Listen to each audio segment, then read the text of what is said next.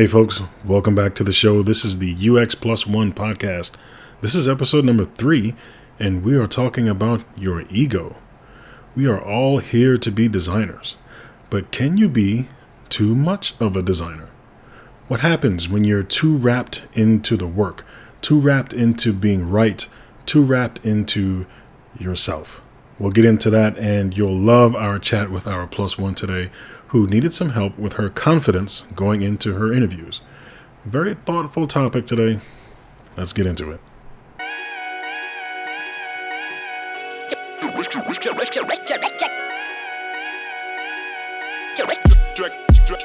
Check it out.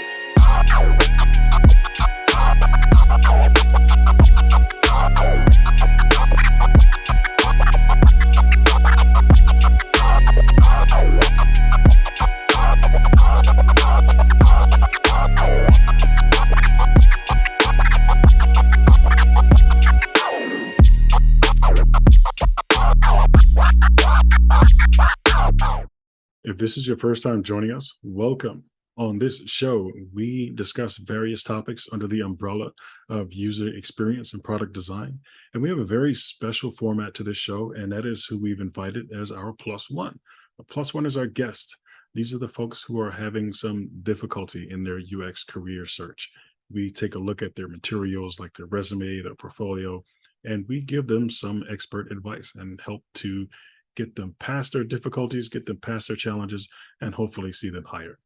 And a very quick thing to point out, if you are listening to the audio stream of this podcast, please note that we do have the video version that is on YouTube.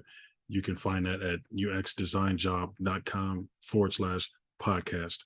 We have the video version in case anyone wants to follow along with the guidance that we are giving our guests as we go through their resume and portfolio.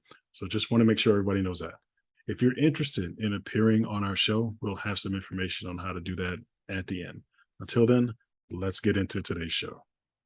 Mr. Antonio, what are we talking about today? So today we will be discussing separating yourself from your ego as a designer, something that I'm sure we all can relate to.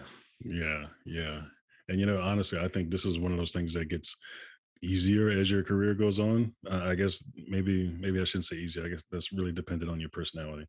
For me, it got a little easier. I think it's a tough thing. I think we all have egos. I think when you're a young designer, it's kind of hard to separate yourself from the artistic aspect of it. I feel like a lot of us who get into design have sort of a creative side. Yeah, I'll just start it off with that. I think the creative side it's hard to separate yourself from that because it's something that I think creative people take very personally. Yeah, I think that's a great point, and I'm gonna add to it. I have a lot to say on this topic, Okay, but good. specifically what Antonio said, it is hard to separate yourself from that creative side, but it's also hard if you're only doing that. So if you're only in the design world, breathing, eating, sleeping, design, it's gonna be very challenging for you to separate yourself from that because you'll take everything personal. It's gonna become your baby. So it's very important to have other things going on at the same time and not just do design work. And also, as people know, design always evolves. Like you're always working on a working prototype, so it's never gonna be it. So you kind of have to let that side go and understand that the constant here is change, and it's not just going to be this design and I'm going to do it and continue and make it better. So I want to add to that. I don't know what's your take on that comment. Specifically what you said about people who kind of eat, sleep, and breathe design, right? Honestly, when you start working with people who have been doing this for a very long time and their outlook on the whole design as it is, the whole field, it kind of cools a little bit, right? Like we get to that point where we're just trying to do our jobs, right? We're not trying to change the world with our layouts or anything like that, right? We've kind of gotten past that. And when you work with someone who is at the complete opposite end of that spectrum, right? It can be tiring for us, right? Like that person who is super, super passionate. And I know I'm sounding kind of like, what the hell is he talking about, right? But we're, I'm not trying to dissuade anyone from being, who you are as a designer, right? Or, for being passionate about your work. But just remember that we work for a reason, right? When you go to work, right, and someone pays you, you have a job to do. That's what they're there for, right? They're happy for your your passion, right?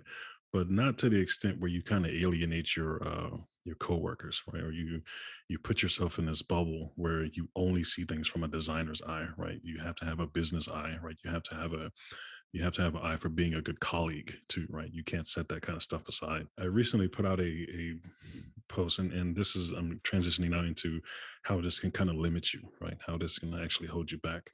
I posted on LinkedIn a couple of weeks ago, and I asked the question: if you didn't absolutely have to have a portfolio to get a job in UX or in design, like, would you even have one? Why would you bother doing it? Um, Hmm. I personally would not. I know a lot of people would probably not. Like, why go through this extra trouble if I don't absolutely have to have it, right? But not everyone feels that way. And I'm gonna read a comment that came by. I'm not gonna show it on the screen, but it's not a long comment. Where someone had a contrary point of view, which is great. I love contrary points of view.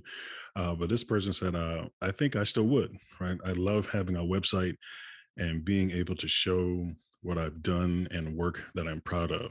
It's not just a portfolio for jobs, but for anyone who asks what I do.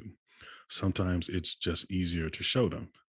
And I'm going to put any work on it that I'm proud of, whether it's a magazine or a book I've designed or a potential app. I'm a creative person and I don't like to limit or compartmentalize myself. If I'm applying for a certain type of job and get an interview, I'll try to talk about relevant projects at that time, but I want my portfolio to show all of me." So, I like that point. I kind of fall in that camp. I think I would agree with that person because I like to share the work that I do with peers that do very similar work. It's I do it with music, um, and I do it with design stuff. But I think it's really important to kind of separate those two worlds a little bit. mm, Where when I'm at work, and I'm doing my day job, I try to take the artistic, more creative side out of it a little bit, and kind of focus more on what am I here for? I'm being paid to do a job. I'm being paid to serve users, to serve the business, to meet business needs, to help with strategy, to build teams. That's what I'm there for. I'm not there to kind of indulge in my ego and come up mhm, with the coolest drop shadow for a button or the craziest animation. That's if I want to do that, which I do, I'm going to do that in my spare time to have fun, to play around. And if it's something really cool, maybe I'll post on my portfolio and share it with someone, mm, just to nerd out with other people about design. But mm, you have to get to a point of, I think, maturity in your career where you know to separate those things. Because if you do go into your role with way too much ego, then you are blocking yourself from being a truly good designer, because now you're not acting with empathy. You're not putting users first. You're not putting the business first. You're putting your self-indulgences first. And I think that's going to hamper you from actually being a truly good designer. So it's almost kind of ironic in that sense if you act in that way. yeah. Yeah, and I'm gonna add to that. I'm okay to the comment that you read, Corey. There's a lot of I, me. Mm, So I'm not sure if that's the right way of answering that, but that's just from my perspective. It's almost like, yes, you would like to have a portfolio, which is great, but it's not about the I, it's about the why. Like, mhm, why and how did you solve that? That's what makes you a good designer, especially in UX, and especially to the comment that Antonio said about empathy. We're all about the user here, so you almost have to be 100% empathetic. That's our goal every day. So talking about the I and me, it sounds really like I'm doing this for me and not for them. And mm, it's very important to remember that the work is being done for the user and it's not about you. This is where you need to separate yourself, and until you get to that point, to recognize that and realize it, then you're realigned. But if you don't, then unfortunately that person will, always be stuck in that ego world. But at the end of the day, you can't really let go of your ego. I mean, it's part of our personality, but you can use like a moderate dose of it. Just keep in mind to be mindful and respectful of whoever you're working with, your clients, your users, and your colleagues. We're not trying to say like remove yourself completely. Like your ego makes you who you are, but it's really important to use, some part of it and not all of it, because sometimes you can come across in the wrong way, especially when you're working with people and they're trying to give you criticism, and you're probably taking it personally because you've been working on it for so long, and Mhm. and you live in that I world and you're obsessed with design. Like, it's not really about that. It's more about focusing on solving the problem without being obsessed with the designs you're working on, because like I mentioned earlier, it's constantly changing all the time. So it's important to keep that in mind. Something you both kind of mentioned about being able to separate it a bit, right? According to that comment, right, that person wanted their portfolio to be able to show anyone what they do, right? But if you're a UX designer, right, and you're solving problems from a kind of a strategic perspective, showing someone who's not involved in the UX space is really not going to understand your portfolio, right? Not if it's put together well, which is different from if you're an artist, right? If you're an Hmm. artist or an illustrator and you put some, right, people don't have to get it, right? They just interpret it the way that they want to interpret it. That's the whole point of art, right? But we're not artists with what we do, right? We might use some art fundamentals to get our visual communication across, but it's we do that for a very specific reason, to solve problems, right? And to kind of help things become more simple and intuitive. I always challenge the notion of, yeah, I just keep it up so people can understand what I do, right? People aren't going to understand what you do No, from a UX standpoint. Never. definitely Yeah, not. right, It right. I've tried that before. I've tried to show people my portfolio, like family members, to get feedback on it and stuff, and they're just like, I don't know what you're showing me. Like, what Right, is this? What are right. these principles? What's a mind map? Exactly, What's a exactly. persona? Right. And separating it out is a excellent idea, right? And I've told this to other students, and Antonio kind of mentioned the same thing. If you feel so inclined that you want to have your work out there for the world to see, go ahead and do that. But do that on another website, right? Do that somewhere else, right? Do that where you can truly be free and expressive and not, worry about how that's going to affect how you look or being able to explain what you do when you're trying to get a job, right? Because being on the hiring side, right, someone who is trying to evaluate your skills through your portfolio and they're looking through all your artwork and your drawings and all that, like that's going to turn them off really quickly, right? Right. Yeah. That's not the work that they're looking for. And going into with that attitude of this is all about me, that'll get you eliminated really quickly, right? Yeah. Especially to Crystal's point, right? If we can kind of sniff out that this is about you, right? You're not solving customer problems. You're not solving user problems.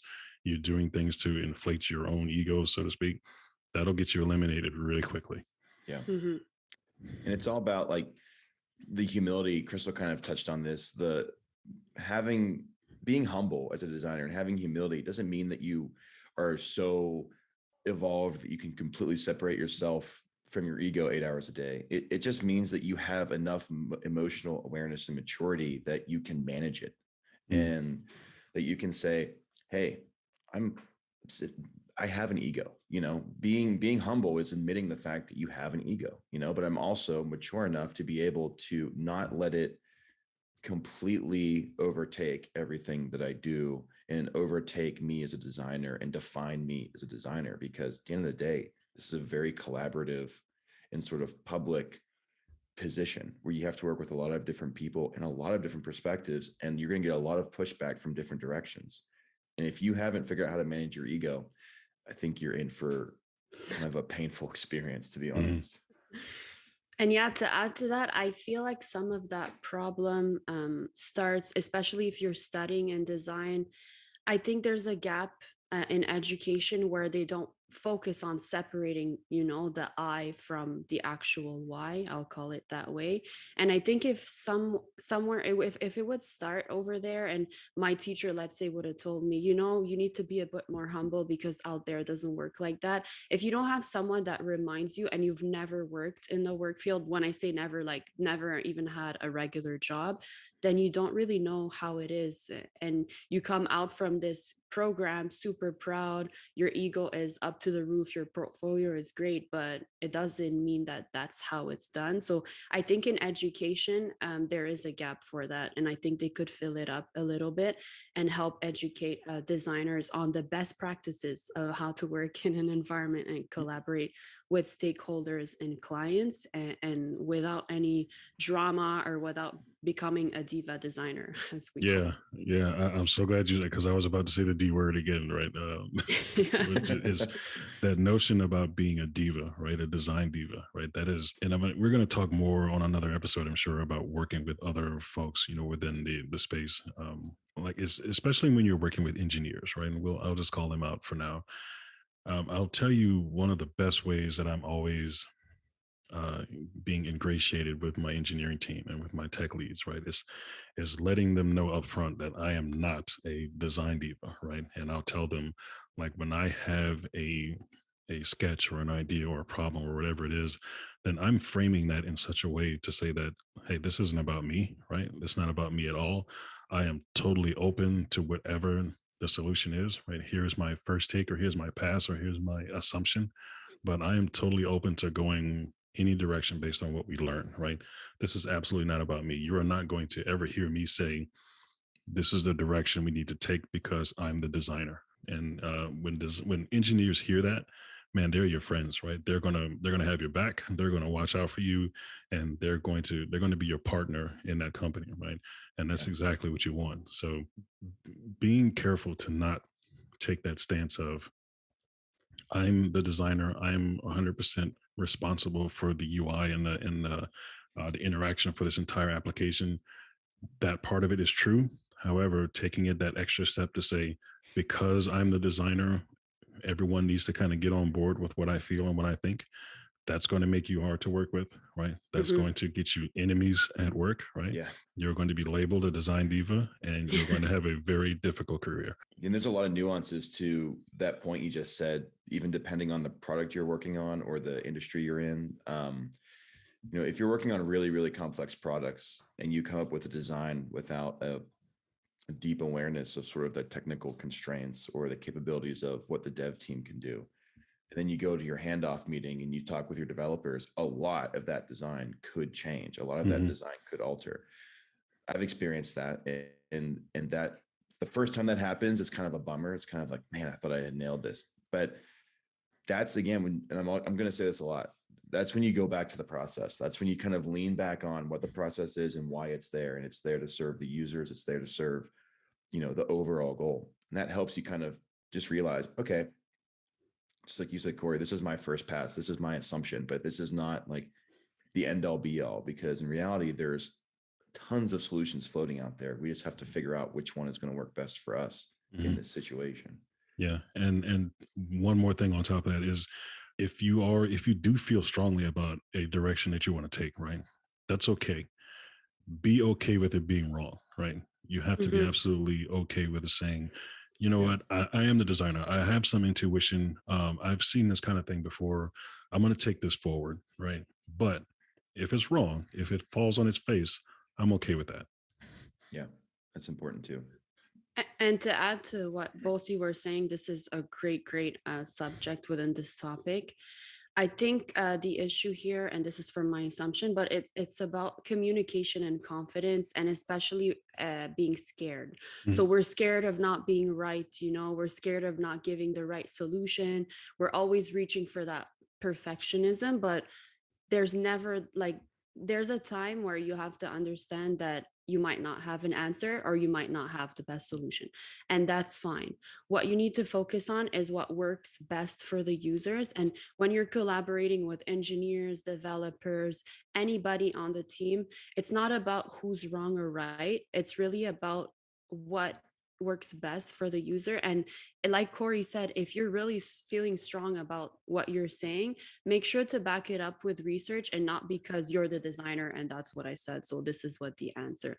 So if you have research, back it up. People will understand, even if it's to the point, for example, you want the engineer to be on your usability session for them to understand how Mm, users feel. That works all the time with me. I Yeah. always invite everybody to the usability session and show them what's going on out there.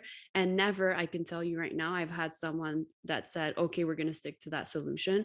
They always said, wow, this is so eye-opening, thank you so much for inviting me here. yeah, Until you experience what others experience, you don't know what's going on. And this is where, again, you're separating yourself from the I am the designer. You're showing them, hey, this is what works best for users, and that's how they're struggling. So let's all be empathetic together and work on a better solution. This conversation brings me back to the last conversation that we had about boot camps, it has to make me wonder.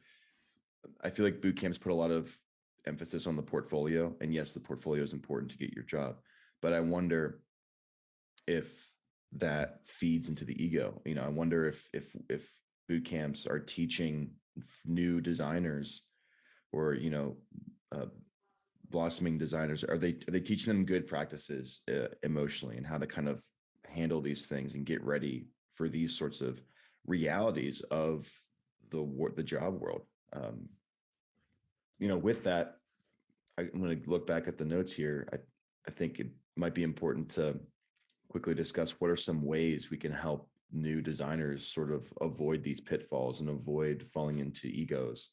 Personal projects, if you're a creative mm, person, and if you need to indulge in that kind of thing, which is totally fine, have something other than design that you can do. What is a hobby? Maybe it's painting, maybe it's mm. maybe it's writing short stories, what can you do to kind of express yourself and then be able to focus on your work when it's time to work, and sort of be the best version of yourself as a designer as you can. Yeah, I couldn't agree more, because I totally relate to that. And I never understood people around me at school why they were so obsessed with design. It would actually make me angry. I had so many activities going on. I love to paint, I love to dance, I love to build things, but I would do that by my own. And at design school, I was only focusing on solving the problem. I wouldn't Mm, go above, like, I wouldn't go over the fact of being, a perfectionist and spending 5 million hours on a project. You have to let go at one point. And it's really important, like Antonio said, to have activities. At the end of the day, we're talking about design, but it's like that with anything. You can't just be obsessed with everything you're dealing with. It becomes almost like an addiction.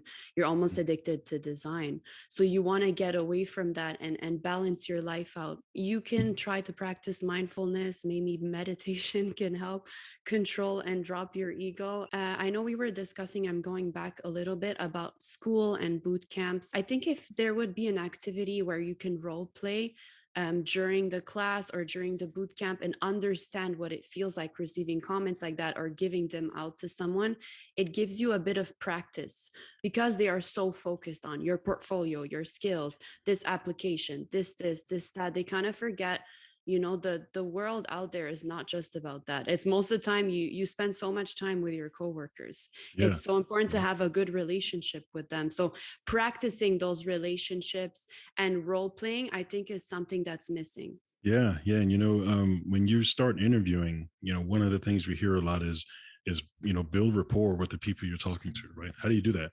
Well, you ask them about them, right? You get them talking, right? You want to know about them, right? Another post I made recently was you ask people for their opinion about things, right? That gets them going, that gets them talking. The less it's about you, the more people feel comfortable being around you. Mm-hmm. The people want to talk to you. That's definitely something that you can take into your personal life. Hobbies, I'm gonna let everyone in listening that one of my favorite hobbies is cartoons. Nice. For all the serious stuff that I work with day to day, and the stuff that I do in my jobs and my business. Cartoons, that's my thing. I love cartoons. I don't watch a lot of drama or violent stuff on TV or Netflix or whatever. I'm a big cartoon aficionado, so y'all are in on the secret now. Love it. Yeah. Is that your other hobby, or? It's what I'm probably doing when I'm not working, right? Okay, love it. Yeah, I know people like to watch like all the dramas and the super violent stuff, and personally, I'm like, life is difficult enough as it is, right? Why do I want to watch Oh more? yeah. Why do I want to watch more of it on TV, right, or on Netflix? And Absolutely. yeah, and the same thing with books, right? I'm sure we'll have a book episode coming up too. But I don't recommend design books a lot, right? When people ask me for book recommendations, that's not to say I don't have design books that I've referenced and use, but I don't read a lot of design books, right? I read, I read stuff on, personal development, finance and that kind of thing, right? I take my head out of design honestly, as much as possible, because that Hmm. keeps me objective, that keeps my mind fresh, and that keeps me from having too many biases. Yeah, that's such a good point. I don't think I've ever read a design book front to back. Yeah, I'm Wow, you pretty guys sure. are Yeah. opposite of me. If you come to my office, I have like hundreds of design books. Yes. Yeah. But I come from that world, You're so a you can't researcher, judge so me. that makes sense. Yeah. Yeah.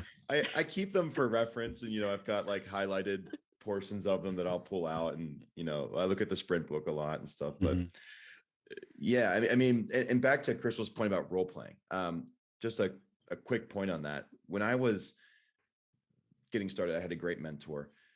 We role played a handoff, and I went to hand off my project to him, and he absolutely roasted me. I mean, Mhm. I got fried. It was because I was indulging in my ego. I was worried about the design system. I was worried about how the buttons looked. I was worried about the animations, and I was just focused on UI stuff, the stuff that you kind of get on the internet when you look up UX design, the stuff Mhm. that Mhm. it's not the deep stuff, right? I still put that case study up on my portfolio, and I was very transparent about how I failed. But Mhm. that failure and that experience and that role playing experience, it taught me a lot. And I never did it again, because I'm like, this is a role playing scenario and it's fake, but I never want to hear this kind of feedback from a Mhm. real client or from a Mhm. real user, because this is demoralizing. It's terrible. And it's like the exact opposite effect of what I wanted to happen when I indulge in my ego. So it's like, you're going to hurt your ego by indulging in your ego. Right. So Right. I that Yeah. love makes sense, that. right? So like, don't do it. And role playing is huge. Like, that was the biggest learning experience ever. And I hope that boot camps are doing that. I hope that that university programs are doing that, because nothing is going to kind of like shake you out of that more than just getting completely roasted. Yeah, and That's if they don't, there's nothing wrong of you starting to role play with someone that understands obviously what you're doing. There's nothing wrong with scheduling time to do that, Yeah. but you have to recognize that that's something you need to fix. And until you don't know that, then you won't do it, obviously. But there's nothing wrong of putting it on the agenda and just starting to role play. Mm. Yeah. Good point. That's going to wrap our topic for today. Let's bring in our plus one. All right, here we are. We have Miss Victoria Chang with us. Victoria, how are you this evening? I'm doing great. How All about you right. guys? We're doing well. Thank you so much. How about you just tell us a little bit about yourself, how your journey got you into UX and where you are now, and a little bit about how we can help you out. Sure, I love to. So I have my previous role. I working with a startup called Lab, where I've been for the past 3 months. I'm working there to help out develop interfaces, and I'm working with product lead and the developers, and then with QA testing. And in the meanwhile, that you probably noticed from my resume, that I'm working as a side job that has working for the airline as a flight attendant, where I also been working for the past 8 years. Okay. Interesting, you're a flight attendant. Isn't it true that flight attendants can fly wherever they want? There's no cost to it, right? For work or because for work, just really where they call you to go, and then No, you have to, yeah. like for your own leisure. Leisure, yes, you can pretty much just pay for the tax, so pretty really affordable. But just the tax and the hotel, and then your own expense you have to pay out of your pocket. But pretty, Interesting. yeah. Okay. Does that include like your friends and all that? They can tag along with you. Yeah, there is a certain numbers of people you can add, like family, friends, and then family members. You can they can also enjoy the benefits as well. So Only family? So like can just be hanging out and um, whatever trip. yeah. I'm messing. I'm Are you messing with trying you. to get a deal, Corey? I'm Yeah, he's messing trying to with get a you. deal. Yeah. If I you see are, the we're angle part you're of it. working. Yeah. That's a pretty Different sweet companies, perk, though. different rules. But yeah, so yeah, there's like I think for this company I work for, it's two friends that you can. So whatever friends, like your best friend or Nice. I Okay. can bring them. All right. Yeah, we're gonna be talking. We're gonna be hanging out a lot. Just be You ready. Just find be ready yourself for a that. new best friend, Victoria. That is it. That's right. So tell us a little bit about your design training and a little bit of your background, how you got involved with the startup. I didn't know what UX design was. That was back in 2019, and then that was during one red eye flight. I found a passenger that left a textbook. It's actually like like a book for dummies, that kind of like, and then it's for front end design like HTML and CSS.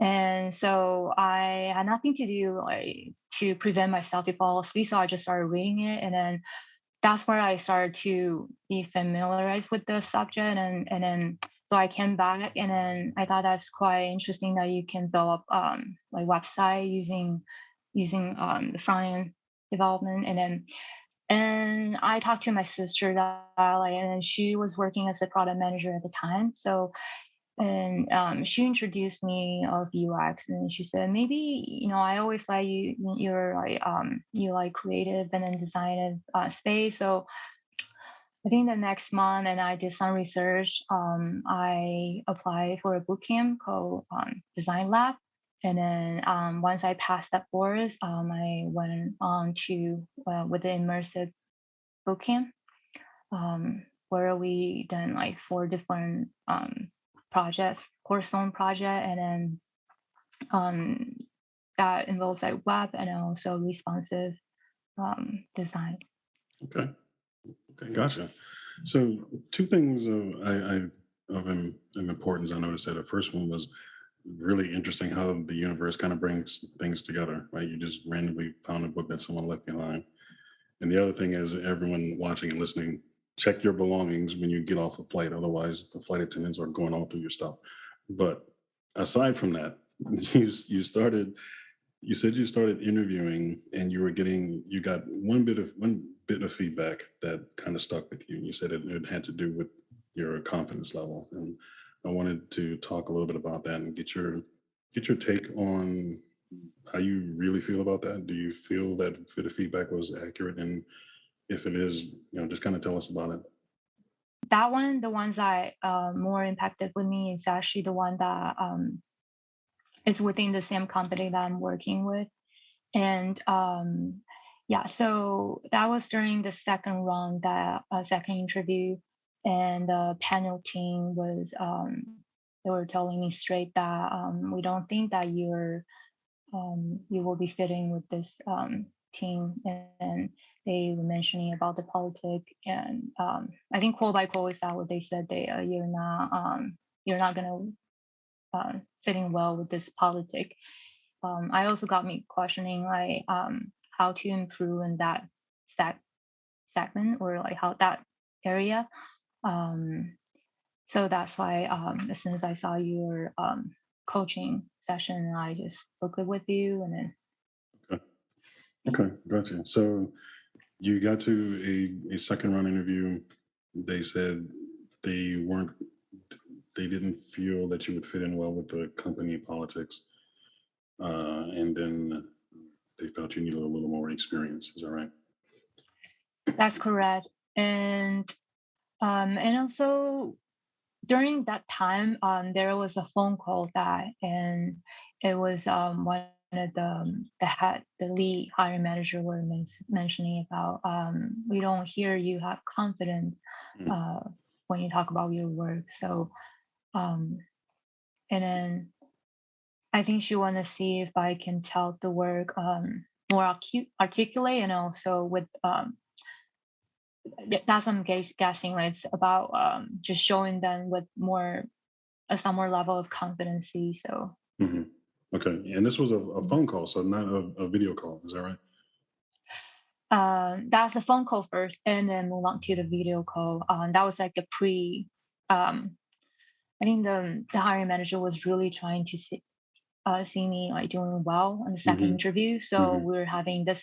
Well, actually, I reached out to her first to see if like there's any feedback like for the second interview I can doing just to get more clarity of what was it the presentation that we're doing Hmm. because we're going to do another presentation. So and so that's what she was mentioning about this. I'm picking up that that English is not your first language. Is that right? No, English is actually my second language. Okay. What I want to, what I'm thinking, possibly. I mean, we never know when folks tell you something that's really kind of personal about you didn't sound very confident, right? That could be one thing and not what they really meant, or they could have interpreted something that wasn't really true. So the fact that English isn't your first language, that could always tip someone off to maybe sound like you're not confident. I can help you out if you want. Okay, so I grew up in a household full of different languages, and it was a struggle for me to formulate my thoughts.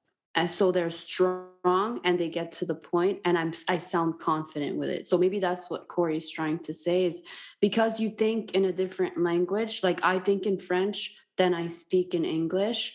It gets a bit challenging, but so maybe that's why because it's something around that. So when you come to explain your thoughts and they make sense in your head, but when you come to say them, it's not as strong as it sounds in your head. So a trick for me was to always write things down and start practicing. And that's how I got better at just talking. Like it doesn't have to be going to interviews, but making sure that the thoughts that I had in my head are as strong as the sentences that I was saying. Is that what you mean, Corey? Yeah, and that's the thing that I can talk pretty confidently about is that being prepared is the number one thing that's going to get you through a confidence barrier. Like if you understand what that team is looking for or what that industry, what's important to that industry, what's important to that hiring manager, and you've prepared ahead of time, and by prepare I mean really study, really internalize what you're going to talk about, really internalize who you are and what you bring and what your skills and abilities are, and you know that without having to think about it, then there's no delay in your voice. There's nothing that would tip anyone off that you're not confident about what you're bringing. I I also want think to that's add that if you're ESL, English as a second language, it's okay for you to um, disclose that, right? Disclose it somewhere or tell people, English isn't my first language, and just kind of set that up in the beginning. So if you don't sound as confident, or if you're not able to articulate ideas maybe as efficiently or as adeptly as a native English speaker, now you've kind of nipped that bias in the bud, because you told them up front, hey, like, this is my second language, I think you speak great English. So it's like, just kind of get that bias out of the way. If they don't know that, they may have this unfair bias about you where they think, okay, like, she's a native English speaker, but she doesn't sound very confident. I wonder why. It could be this reason. And so they may also be totally misguided or misinformed. So I think it's okay to disclose that early on to folks. Yeah, and I also want to be clear, like I don't think any of us are saying that we think that your English is bad or anything like that. I mean, we can tell that you're obviously very fluent. We all have our own kind of barriers to get through when we're applying for work. And we've all got our different challenges. And you have one additional challenge to not only, having the language thing, it may or may not be, really what's going on with you.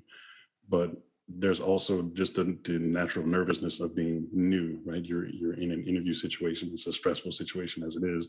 You're new to the discipline, you're new to the industry, and you've got uh, this language thing happening. So it's as much as you have control over what you can study and what you can be prepared for, then that's less that will affect your confidence level. I think, yeah, I totally agree with it might or might not be that particular reason, but it's like you said, like there's only one way you can make it good. It's just keep practicing your script, your whatever you might think the questions will be asked during Mhm. the interview. And then, however, with that being said, there's people still with the barriers, and then within like certain limits, they still can make it like out of good work.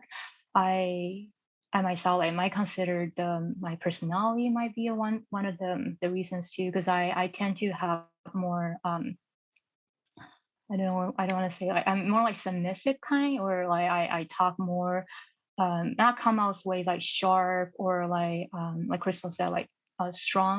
stronger than like, so like during like casual conversation might be fine, but like during interview they just meet you and they want to see you come out like eloquent, and then wherever you deliver is pursuing, Hmm. persuading, and then Hmm. also so yeah, so I with that, like, with the language barrier, if that's the first thing, and then with your character and then characteristics like Hmm. that, it's, would you say, so like from practicing Yeah, here's the something that I would the, recommend in the that tone regard. you use? Mhm. Yeah, and that's if you can find a Toastmasters chapter. Have you ever heard of Toastmasters? I have. I Okay. tried to attend one online one. Yes. See if they're holding any in person. Hopefully things are opening up where you live. Joining Toastmasters does two things. One, it makes you a better writer, which makes you a better human being, I think. And you will learn how to give speeches, which the point isn't to learn how to give a speech. Like, it's not about learning to be a public speaker. It's learning to command your voice. Right? It's learning to command a room when you speak. It's learning to command attention. The last few times that I was involved, it's generally inexpensive. That's my suggestion. I think that's a great suggestion Thank you for because that. Hmm. he's right. The interview is just the beginning of that sort of social presence, and you needing to use your voice, because when you are a designer, you're going to spend a lot of time communicating ideas, presenting ideas, talking with stakeholders, talking with users, and yeah, you'll being able to command a room and command a space and sort of guide people is a big soft skill, I would say, Yeah, of the job, and people look for that. yeah. It's harder to So teach yeah. too. Yeah, when it comes down to some of the basic abilities of being in UX, right? One of them is going to be how do you persuade, or how do you get other people to accept your ideas? Right? That's a question you need to be prepared to answer, and your the content of your answer is going to be important, but also your delivery. And how do you answer that question? So it all plays together in that way. And I just want to add real quick that if you come off as reserved, right, or a little bit shy, that might be a red flag for some hiring managers, because they want designers to be resourceful. You need to go out and look for answers. You need to go out and find the right people to ask questions. You need to be assertive and Mhm. say, no one's going to come to you and say, here's what's wrong with the UI. You need to be out digging for it and finding it. And that assertiveness comes across. And a lot of hiring managers are very busy, and they want someone they know they can rely on, who could just go out there, be assertive, be resourceful, find the answers, which I'm sure you can do. But from that short time that they're having that interview with you, they may not be getting that message, because you might be coming off as a little bit more shy or reserved. Yeah, yeah, we have precious little time in an interview to get the right impression across, and if we form one that's incorrect, then there's really nothing that anyone can do about it. And just to clarify here, we're not trying to tell you, like, okay, Victoria, go into this machine and transform yourself. You want to stay true to yourself always, always. But all you want to do is refine those qualities and be stronger. So when you're presenting yourself, you're like, hey, look at me. I know what I'm talking about, and this is what I've done. That way we can continue and follow your lead, because you will be a leader. Like they said, we're all leaders in this field, and they want to see that out of you. And if that's not the case, then maybe that company wasn't meant to be. I think there's also a cultural issue in that as well. And some companies are not aware of these nuances. So that plays a role, but maybe that's just not meant to be. But for now, depending on what your goal is, Corey suggested you that, and Antonio as well. But let's say, you don't have the sources to do all these things. You can always practice by yourself, check some good articles online and present to family members or friends, or even yourself in front of the mirror, but there's a lot of few techniques you can do, or maybe go to school. I went to school and we had to present almost every day. So that made me really uncomfortable. And I was a very shy person, but I did that for 5 years. Every day we had a presentation. Do your design, you're presenting in an hour. Oh my God, that's so stressful. But you have to be in that uncomfortable environment because that's how it is out there. So if you can't go or attend these workshops, try to recreate that environment in your space and see how that makes you feel, and challenge yourself and maybe present, to people that you know or you don't know. Yeah, and all of these things are going to help you also build thick skin. This career is not for the faint of heart, because you will have your designs critiqued and torn apart, and all of that stuff. And building thick skin and being able to kind of put yourself in front of people and just roll with it, and be okay with whatever comes back to you, and just take it as feedback objectively, you're going to go a lot farther. So all of these things would just kind of build upon themselves and have many different benefits for your career growth and your maturity as a designer going forward. I'll second what Crystal said about being true to yourself. That is super, super important. Don't be someone else to get a job, because you will hate every single day of it. Don't turn to the dark side like some of us did. Like, it's already too late for me, but you still have a chance. I find that in other like debates or something, like say with my boyfriend, or like I come out as more I come out strong in the argument, but um you talk about the tone, and maybe I can use that spirit during the Yeah, time like that. I was just thinking Um that's such a specific example. I like that. I love Channel that Even- energy. Yeah. Actually, I want to add something, okay, that I found through the pandemic when I was doing my master's. It's hard to articulate sometimes what you think, but I found that if I take my phone and record a voice note, then listen back to it, it helps me listen to my thoughts, and then I reflect on them like that's exactly not what I meant. So you can practice those little things, they're free. You have your phone. If you want to practice those questions and answer them, and you're scared about the camera or the mirror, just sit down or go outside for a walk, take your phone, record yourself, and listen to what you're saying. Delete it, practice again until you actually formulate what you want to say. Another option is to conduct a guerrilla usability test. You could post up in a coffee shop or something and put a sign, like, can I get 5 minutes of your time? I'll buy you a coffee, or something like that. And just get feedback from people that are in the coffee shop, wasting time drinking coffee, whatever it is. That's going to get you comfortable talking with random people that you don't know. It's going to get you comfortable presenting your ideas and your designs, and it's going to help you seek answers and be resourceful.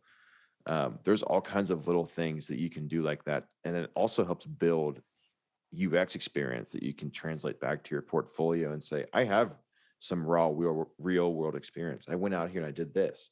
Mhm. Not many people do that. And that's going to be like, whoa, like, that's cool. You did that. And when you do it a few times, it's really weird and awkward. But after a while, you're like, yeah, it's not so bad. Like, I'm still going to wake up every morning and, put my pants on one leg at a time like everyone else. It's Yeah. Yeah. And consider just doing a little bit at a time. If you're prepared just for the very beginning of the interview, like being able to answer, tell me about yourself, like just like I did when we started this call, and you've nailed how to answer that, right? You've written that down, you've practiced it, you've memorized it, and you can answer that with your eyes closed, right? And it sounds so completely fluid and natural. That'll set the tone for the rest of the call. It'll set the tone for the rest of the interview. And you're going to have a much easier time. Even if you're a little less prepared for what's going to come, you're still going to be in this much more relaxed state, in this much more confident state, because you nailed the very beginning of it. Totally. That classic. Tell me about yourself. And also, don't forget that you're a flight attendant and you talk to way more strangers than we do. So focus on that. That's your power. You have to use that people skill, Have you ever threatened a float to throw someone off a flight, like in mid flight? Because that just, sorry, I'm always getting a little facetious here. Any other questions for us? I want to add on to what Crystal mentioned about just the tool. It's called Google Warm Up. Just for the audience who has in the same shoes as me, it's if you don't have the budget to go to coffee shop to pay for people, or you just want to practice yourself.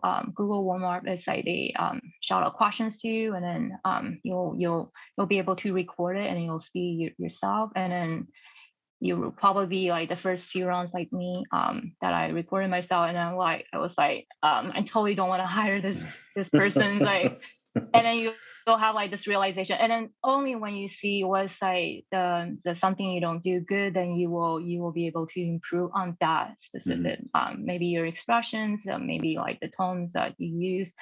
So that's after that interview I try to find some way more strategized with to improve, and at least I know like what routes I should I go. So Okay. and with the help with you guys, it's definitely Okay. Yeah. Great. definitely helping a lot. All right. Do we want to take a look at some of your materials? Is that all right? All right. So this is the one that has your work experience on, right? That's correct. Okay. And this is the one that you say you put this together for when you're applying for more junior roles. Is that what I understood? That's correct. Having the projects right then Okay. All right. that order. Okay. So this is the one I looked at a little more closely than your other. So let's start here. There's actually some things between both that are probably interchangeable. One of the first things is you've got some really small fonts, and the contrast for this light gray against this white. This is very, very difficult to read. I like the approach of having a very focused resume, but this will get you the wrong, right. This sends the wrong message, right? Because this is showing that you don't have a good grasp of accessibility. Having little pops of color is okay, but you generally don't want to have color for anything that you actually need to read. So you don't want any words to have color, because it is not uncommon for folks to print resumes, and printing something in color, if that person prints with a black and white printer, you don't know how this is going to show. It might not show at all. Your education, generally, we want to see that at the bottom. That's usually the very last thing that you want to highlight. Yes, I had notes on the other resume. Oh, okay. We can switch. No worries. Let's switch. Yeah, so my notes on this resume, I guess it was difficult to basically focus on the experience as my eye was guided towards, the little icon, your name, and all of those sections in the skills, which shouldn't be the case. My eye should go directly to experience, and I feel like it's not going there. So that's one thing that I noticed. Also, be mindful when you write design thinking techniques. It's not a technique, it's actually a methodology, which technically is not really a technique. So maybe revisit those skills, like UX skills, design thinking techniques, how you called it. Try to think about if you could combine those together, or maybe you don't have to write all of those at all. Maybe we can see it in your projects, but there's a lot of them that are repeated, like user research and analysis. Then you have under design thinking research. What does that mean? I don't know. So think about when you write those skills, okay?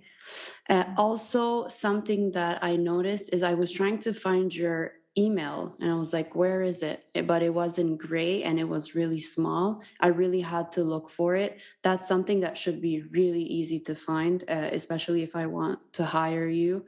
So you have to focus on that. I don't think the icon is very necessary. And also, when we were looking, we'll go to your website, but when we were looking at your website, you look like a very confident designer. And then I look at this resume, I feel like it doesn't portray the same design language. So I was confused. Is this your resume or that's someone else's resume? And similar to what Corey said, the light gray is very difficult to read. I can't really see those dates here. It's very, very light. I'm not sure. I'm seeing this repeatedly with a lot of participants on the show. Is it a trend to put everything in light gray? Are you guys scared to put black on white? That's what I'm trying to ask myself right now. Yeah, we've been seeing it a lot. I'm not sure why, but as Crystal said, this is going to give you some problems if with this being too light. And this is a space that's being taken up that we don't think you really need to do. I will And say the use of color here I like because the color isn't on the text. Right. So that's a problem that we've seen before is young designers will actually make their like header or their name or titles a colored text. And I don't really think that's a good idea for the reason that Corey mentioned, because people will print it out and it may not translate well on paper. But I think the use of color here is okay because you're just kind of highlighting a little block and you don't do it too much. yeah, One thing that does stand out to me here is you have UX/UI. Now, I think people are split on how they feel about this. I see it everywhere. I see it in job postings, but I don't agree with it. Those are two different disciplines. A UX designer might do some UI work, probably will do some UI work depending on how big the team is. A UI designer is probably not always really going to do UX work because UX work is kind of like a much deeper discipline, right, than just simply being a UI designer. I would want to focus, where my resume is going. Do I want to be a UX designer or do I want to be a UI designer? I think especially for you now coming into the industry as a junior, you wanted to show hiring managers that you have like a laser focus on what it is you want to do with your career. yeah. This is a tricky one, and I empathize with folks who are coming into the industry because you see a lot of job postings that say this, right? That Yeah. they want a UX UI designer, and it's all in the job description that this is what they want. I also don't like it, but I'm not easily swayed by it. Meaning that I don't think it's a huge deal. I agree it does create confusion in the practice and in the industry, but if you see a job that you really identify with, and the title says UX UI designer, I would be inclined to just leave it. Mhm. Yeah. Now, that doesn't mean that I would agree to doing a lot of UX and UI work if it seems like it's very unbalanced and they're not quite sure what they want from the candidate. Yeah, and you also have to be careful for job postings that claim to be UX UI roles, but you end up just being a pixel pusher and you're just doing UI work, right? Because like that, you're getting kind of screwed over if that's how that pans out. So just be careful with that when you're applying for jobs and really read the posting and make sure that you're going for what it is you actually want to go for. Yeah. Yeah, I'm gonna second what Antonio said, just because there's a lot of companies and people out there that use our terminologies in the wrong way. So there's a lot of people that say like, okay, I'm a UX UI designer, but at the end of the day, they're just a UX designer. Mhm. So just because of that, make sure that what you're reading actually qualifies with the position. Some people don't even know what they're looking for. They'll just post, the title and that's pretty much it, but you know what you're looking for and that doesn't make sense. So Yeah. just paying attention on the job description and then ask questions maybe. That's right. You ask Yeah. them like, what's this role entails? And Yeah. also do a bit of research. You can tell on the website of the company if they actually know what UX is, You can also Yeah. network and talk to the people that reach out to the folks that work there and see if you can get on a phone call with them. Yeah, and it would probably be fine if every one of these if both of these just said UX designer, and then you mention UI design as part of the work that you did, and that would satisfy the title. And if you should happen to submit this through like an applicant tracking system, which you never should, but if you do, it'll get caught, and you'll pass that bit of the test for it. Yeah, and if you do get if you go into the UX route and you're a true hardcore UX designer, odds are the amount of time you're pushing pixels around on screen and doing UI work is going to be like 5% of the time. Very small. Such a small portion of the time that you're actually designing stuff on a screen.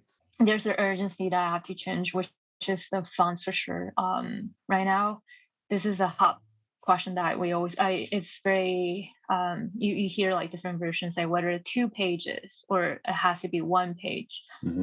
It's not terrible to have a 2-page resume. It would be a little strange for someone who's transitioning to have a 2-page resume.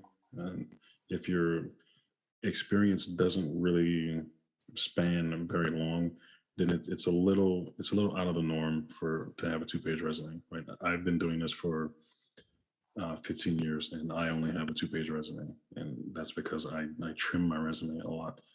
And keep in mind, like, this is really big. This is taking up almost half of one side of your resume here. And if you've switched to a single column layout, which is what I always recommend, I think the three of us always seem to recommend it. You do a single column instead of 2 columns, and you consolidate some of these things, like you have usability testing and you have usability test down here. You have UI design here, and you've got UI. You're repeating a lot of things that you can probably just trim. And when you do that, and you've got languages here, like, you don't need to include the languages you speak unless the job really requires it, unless it's specifically asked for. When you do that and you use the full width of the page for your experience and for your tools and such, you will find that you've probably got more than enough space to include all this in one page. I want to say something that just clicked for me, but your last job posting there, ABA behavior specialist, that might be worth highlighting for UX, because there's some psychology stuff there and human interaction stuff there that you did. And there is a lot of psychology that is involved in the background of user experience design. I know where I work, when we hire designers, if they have psychology, that usually sticks out to us, because like, oh, that's actually a great thing to have, because you understand how to ask questions and dig deep and how people behave with certain things and interactions. So I always tell junior designers that are getting into this to leverage every single thing that you can that might be related to UX to get into that role. So you've got this background here. It might be worth leveraging it and maybe moving it up. It might benefit you more than the flight attendant experience. So I was just seeing a job post the other day where one of the education, it wasn't a requirement, but it was some of the education they were looking for. And one of them was a cognitive behavioral scientist or a specialist or something. I'm like, in all of my career, I've never worked with someone who had that background. I'd love to speak to someone who does and work on a team with them. I think there's something I want to add up. It's like maybe the resume, like take out this experience and add on the relevant experience if it's more for like e-commerce or selling, or that involves with like services. Or you're going to find yourself with a couple of different versions of your resume. You will probably have a cover letter for everyone that you apply to. And I have my own opinion on cover letter, which is, yes, you should do it. Regardless of whether you think anyone's going to read it or not, you should always send one, because for everyone who says, I'm not going to send one because no one reads it, someone else will send it and it'll get read, right? And then you'll be the one that stood out because you took the time to send a cover letter. So always do it. Yeah, your resume is not a full representation of your work history. Right? It's just highlights, and it's you want to showcase what's important to that team. So yeah, you will find yourself moving things in and out depending on where you're applying to. And if ever you get rid of, let's say, for example, one of the flight attendant or both of them, you can always sell that in the interview. When they ask you questions like, how well do you do under pressure? That's a really good sell point. So you think about how you can apply those qualities and those things that you learned from these jobs in real life environment. So don't be afraid to remove it. You can always sell it back to them because it's part of your identity. All right, let's switch over to your website. So when I pull this open, I think that I really like this. This this is a very, very good portfolio. There's not. We'll start here with the homepage. I couldn't think of anything that I would tell you to change about this. There's really nothing that I think is. We've seen quite a few that we've been doing so far, and we usually dive into these pretty quickly. There's nothing here that I think is that would have caused me some concern from this perspective. You've Yeah, I got think a nice big intro. You go right into your work. This is pretty good. at first glance, this is a awesome portfolio. Yeah. Animations are cool. Everything's slick. It responds really well. I Now, like it. yeah. Now I Thank will you. say this. We noticed this a few times where you've got this light gray against another gray. Again, this is going to send off signals that you're not quite there where it comes to accessibility. Yeah, I triple second everything they said. This is actually the first portfolio I click on, and I'm very curious. Like I'm dying to click on these projects and see how you think, how you solve problems, and what that project is. We've been telling a lot of people on the show, make us curious to click on those, give us a bit of sizzle, so we're curious to click on it because we don't have, or the hiring manager doesn't have a lot of time to do that, and you're doing that really, really well. So I say that's an A+ for me, and that should give you confidence in your Hmm. interview. So always think about what you can do and perform, and try to feed off from that confidence. I can nitpick on one small thing if you scroll up. So I read your little sentence here. I love the hello that like not even bounce. It almost looks like a balloon. I love it. It's really fun, gives me a bit of your personality. But when you say a UX designer based in Silicon Valley who loves to create empathetic and user centered solutions, I'm not sure loves is the right word here, because it's not really about what you love. You're really here to represent the user and to fight for them. But that's if I really, really nitpick. Maybe the word who strives to create empathetic and user-centered solutions might be a little bit of a different tone that you could Yeah, set. like less bubbly. You It- really want to be strong. Be yeah, like, I'm here to represent users, not because I love doing that. yeah. It's not about you. Okay. And the one thing Yeah. that stood out to me on this is that you break a usability convention by using a hamburger menu on a site that hasn't been condensed down, right? So you typically want to have that this stuff could be listed out as a menu, and only when you condense that screen and turn it into more of a mobile first view should it respond and go into that hamburger menu. All right, let's jump into this one. So again, when I pull this up, I'm thinking this is pretty damn good. This, this starts off really strong, really strong. Now Wow. Thank you've you. yeah, you've got some color and font issues here, right? This is way too light against this white background.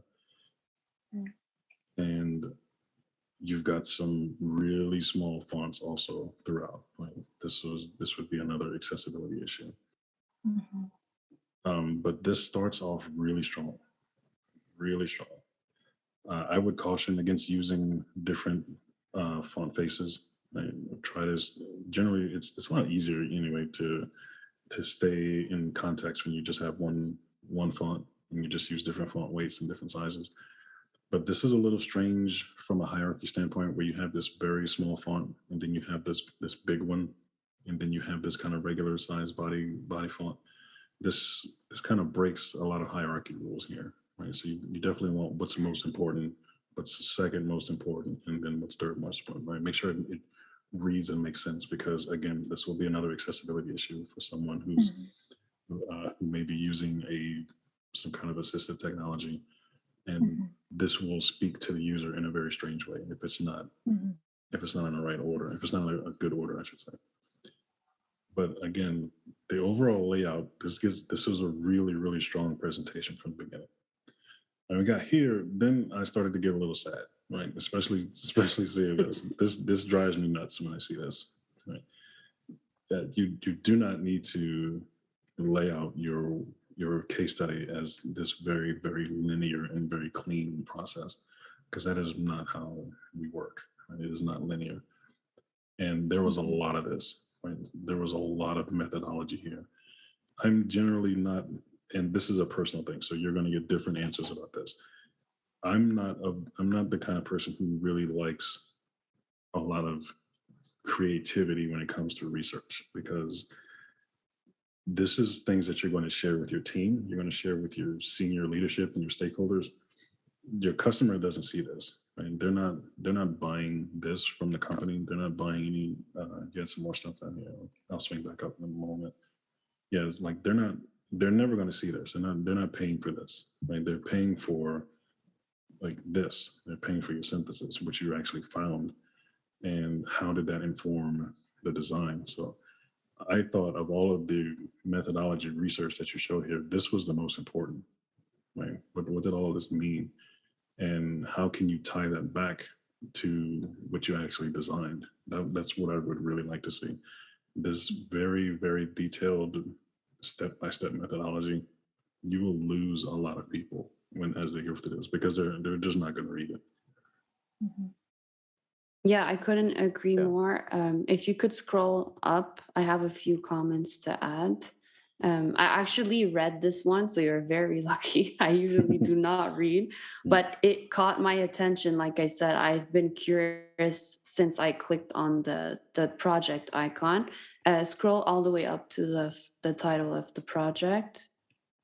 Yes, so here I noticed, I don't know how to pronounce it, and probably people are going to laugh at me, but it's fine. What did I work in? Is that grammatically correct? I've never seen that. What That's does it okay. mean? Yeah, Oh, that's okay. that's a contraction for Okay. what did I work in. It probably, if you've Is it an I've American never thing? seen Or? that either. you've never seen It like apostrophe turned D, me off. I'm like, what is that? I don't I've yeah, understand what's I've going never on. seen that. no, yeah, this is correct. I don't know if this sentence reads well if you break the contraction, because this would read as, "What did I work in?" And It's really weird. I I guess it I'm just works. trying don't to get it. keep the question in the same lens. So Yeah, if I say Just keep what it simple, I yeah. think, Yeah, keep it because I shall be simple. Time frame, tools, role for those three instead of the questions. Like the time frame was 3 weeks. The tools I used were this. My role was this. It just keeps confusion out of it. so maybe I should yeah. just switch to like tools or tools I used No, I would in the just second make it part. one word, like time frame, tools, role. Oh, I Yeah. see. Yeah, Simple and So good really, simple. point. really I mean, simple. never mind this. Yeah. Okay, Uh, so then I was curious. Then I went straight to the problem statement and I actually read it again, which I'm surprised because people don't read and I don't read ever. And something that is really, really a red flag in research is when you base off like anything that you want to showcase, data, problem statement, whatever, you never put the word I. It's not about you. So when you say I've seen passengers running to catch a flight, that's fine. That's your experience, but doesn't mean that that's the research that you collected, because then you have a biased opinion. So be very, very, very, very, very, very careful about that. That's a no-no. You never write with the I ever, ever. And I was expecting here, because it was so strong, to see like one bolded statement. You have it actually in your Happy Donut project, and I was so happy about it. I've been trying to figure out how people would do that. There's a lot of people that came on our show, and we've been telling them the problem statement should be clear.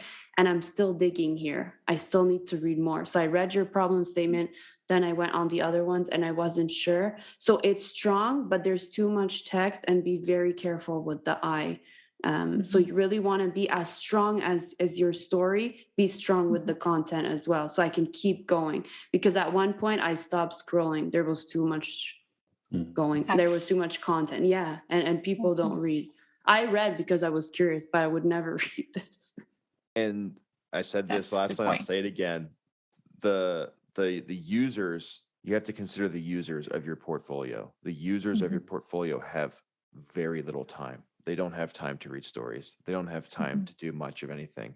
They want to know how you think, and they want to know how you think fast. They have Mhm. maybe 5 minutes to figure out how you think, and that's what's going to dictate if they're going to give you a call or not.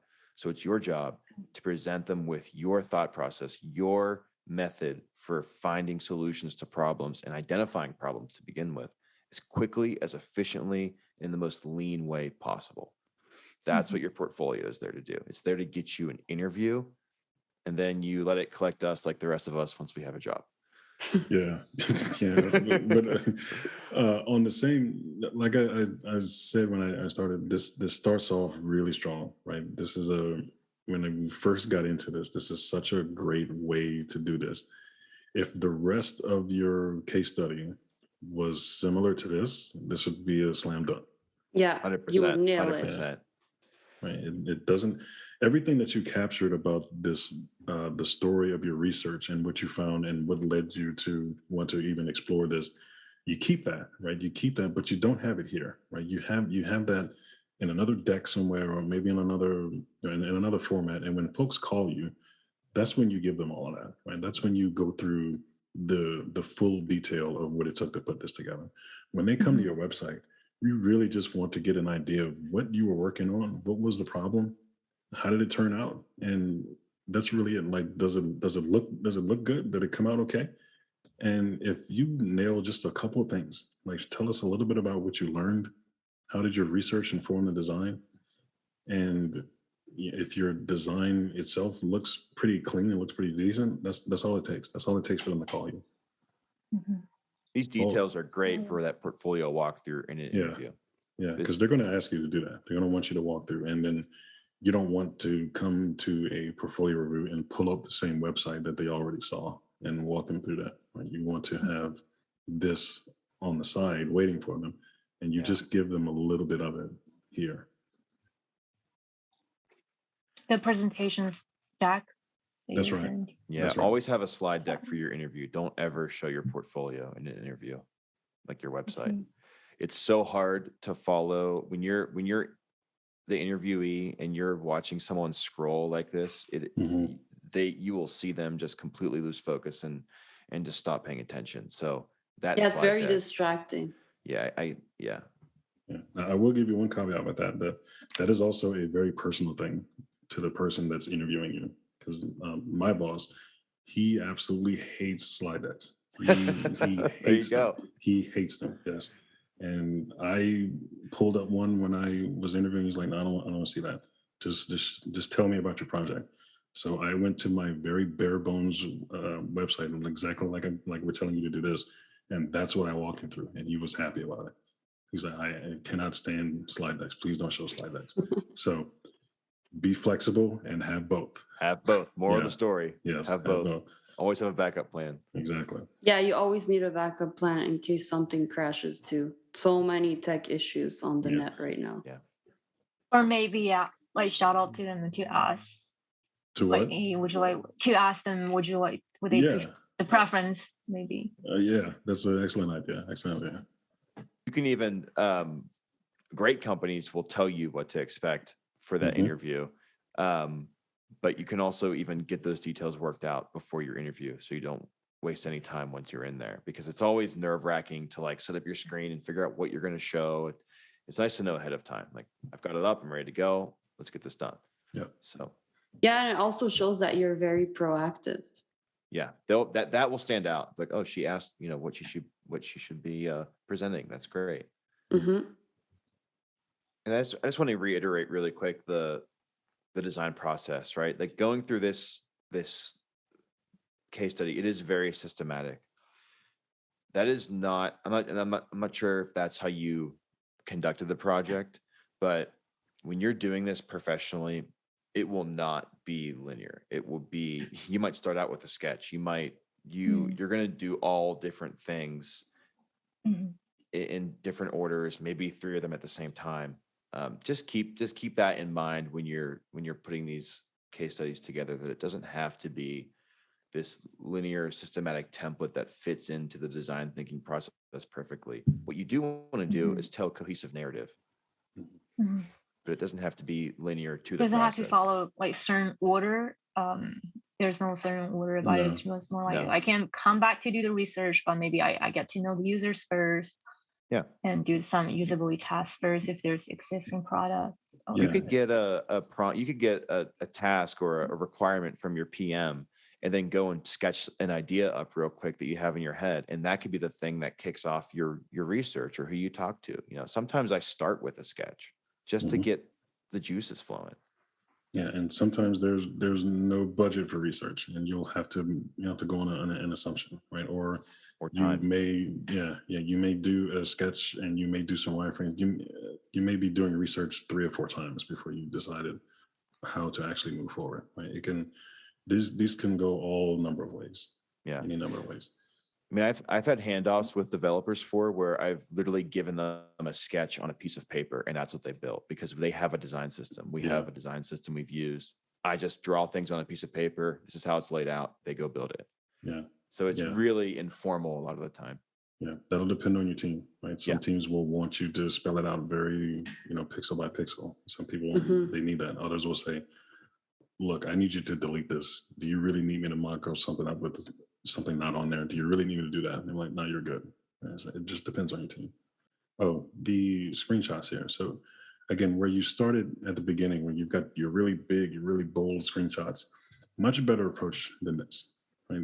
Because these are small, they're illegible. Even when I enlarge them, they're still pretty illegible. Right? And so find one or two or a handful of screens that you think were really impactful, that you think are really impressive.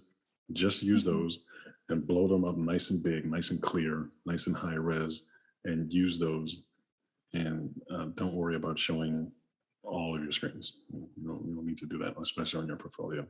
And if only part of the screen is what was impressive, then just show part of it. Right? You can show just the top half of a mobile screen. That's fine. No one will care really about that.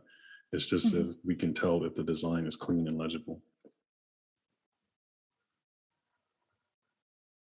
Yeah, you don't have to show literally everything. Always ask yourself what's the most relevant to support my problem statement and show that that's how I came up with the solution. Yeah. Mhm. Because then we don't know what the content means. Like it's nice to see all this stuff, but I don't know what it means. It's important also to point out limitations from your study. Was it sample size from participants or the environment of testing? All these things can be added into future research or future design into your next steps, so it's not too generic. Mhm. Like some constraints I encountered during making Yeah. this project, Yeah. like technical it constraints can or anything it like that. can be either through in your concept round, iteration, research. There's always limitation in a project. Yeah. There's no perfect project. Mhm. Yeah. Or maybe you came up with a reusable framework to do this kind of thing, right? Something like that, something very unique to what went down from the beginning to end here that you can use to go forward would have a stronger finish here. But also in terms of usability, I didn't get that far because there was two content. So I had Yeah. no idea this section was there, to be honest. All right, let's look at. I think that's a good point to mention about what's the difficulty or anything like challenge, or you probably even didn't complete the whole like the Yeah. second round for iterations, and then because like life or when in reality working in the project or with a team of product, there's not gonna be like butterflies or rainbow all the time. There's gonna be just show them how is it more practical. I think that's a good point that I never thought about. I thought just like show them the completion, but Yeah, and avoid talking about the not so great things or yeah, and the here's the secret behind all that. That's really what the design team wants to hear. They really want to hear how it went sideways, right? Where did you struggle? Where was it difficult? That's what they really want to hear out of these projects. In the Mhm. real world projects never go smoothly like Mhm. this. It's you might have like awesome designs, then you'll bring it to the developers and they'll say, we can't do this, this, this, this, this, and this. And here Yeah, are all the reasons why. Come back with other stuff. And like yeah, you're gonna have to tweak and make so many concessions. It's just, yeah, it's the reality of it is a lot grittier. And I cannot agree more. Yeah, I'll give you the prompt that we use when we ask candidates to pull up their portfolio. We'll tell them, pull up a project, whatever project you choose, and tell us a little bit about the product and the challenges you have. We want to hear the challenges. We want to hear how you worked through them and what was the result. What was the challenge? What action did you take, and what was the result? And we'll give them some very specific examples. Like, did you have a coworker who was difficult to work with? Did you have some kind of artificial time constraint, or maybe it was a real time constraint? Did you get requirements that were not clear? Did you have requirements change on you at some point? You had to pivot. Did you get feedback from research that you weren't expecting, and you had to make a lot of last minute changes? Did you have a stakeholder come in and my new favorite phrase is, did you have a new stakeholder come in and swoop and poop on your project, and you had to kind of do it again? Yeah. That's what they want to hear. That's what we want to hear. We want to hear where it was difficult and how you got past it. Did you have something that was squeezed into a release last minute? You have no research, you have no users, you have no time for testing, you have nothing. But they want a design. They want something, right? Like, you got 2 weeks to do it. Give me something. Yeah. So this kind of stuff comes up all the time. And it's actually kind of how every single one of my days goes. Same It's never here, as but in pretty as the research. portfolio. Yeah. It's never as pretty as the case studies you see online. It's never been like that. It's really, really about the how fast can you run when I give you something. Yeah, pretty much. How quickly can you give me something that I want? And then I'm going to tell you that we can't do it because it's going to affect performance of the system, Like, oh God, that breaks my heart. Yeah, we're not cynical at all. We're just all right, Victoria. I think we have torn apart your stuff quite enough for tonight. That was really insightful. I taken like whole page of notes. Okay. I think I can alternate out a lot of grammatic errors that I made. That's a big even though you said it's a minor, but I think it shows that how the designer is not detailing work. And then so I definitely will, right off this call, I will correct them right away. I mean, take a break. Right? I mean, you don't have to do it tonight. Yeah. Yeah, This go is- do something fun. Yeah, Go have a Just drink. destroy I just got back from Hawaii. If you couldn't notice my sunburn, so that's right. I take a pretty well rest break. So the good but- life. Yeah, that's right. We're gonna be talking. We're gonna be best friends really soon. I promise you that. Well, I wanted to point out something really different about you. Thank you so much for your good energy. I know we really went in and destroyed some of the things, but you took it really well, and that's how you should take it. So kudos for that. Yeah. I mean, it's on pay. Like I got a lot of like honest feedback. So I just beyond appreciate you guys taking the time and then. We're gonna wrap it up for tonight. Victoria, thank you once again for joining us. This means a lot to me personally to have folks on this show. This is a big deal for me. We all appreciate your energy and your time here, and we want to wish you the best of luck. And we'll be catching up with you again soon. Likewise, best right. of luck to you guys too in your career. All right. Thanks so Thank much, you. Victoria. Good luck to you. Good luck. Thank you. Bye-bye. Bye bye. Take care. All right, my friends, that is going to wrap us up for today. If you are interested in appearing on our show as a +1 guest, there is a form that you can fill out for the opportunity. That is at uxdesignjob.com/podcast. Again, that is uxdesignjob.com/podcast. Hope you've enjoyed this one. We appreciate your support, and please remember that no matter what you do, to always remember to include your +1. See you next time.